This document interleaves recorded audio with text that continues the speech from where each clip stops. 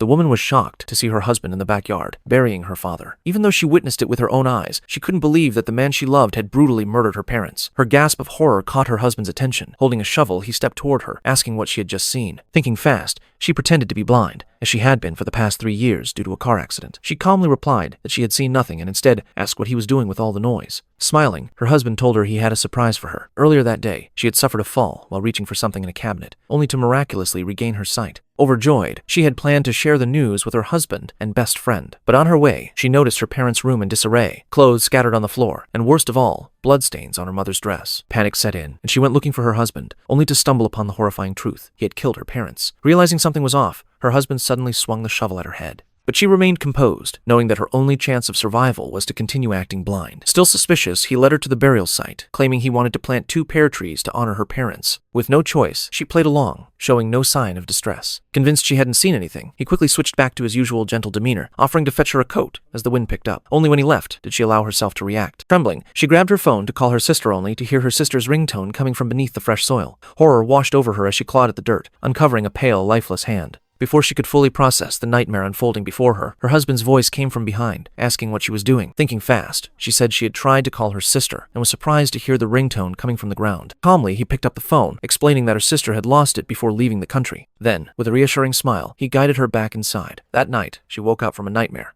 only to find her husband missing from their bed. Remembering that her best friend had been staying over, she rushed to her for help, desperate to call the police. But as she neared the room, she heard whispers through the door. Eavesdropping, she realized with a sinking heart that everything her parents' deaths, her sister's murder was, a conspiracy between her husband and her best friend. The 2 people she trusted most had dragged her into an unimaginable abyss. In that moment, she swore she would make them pay for what they had done.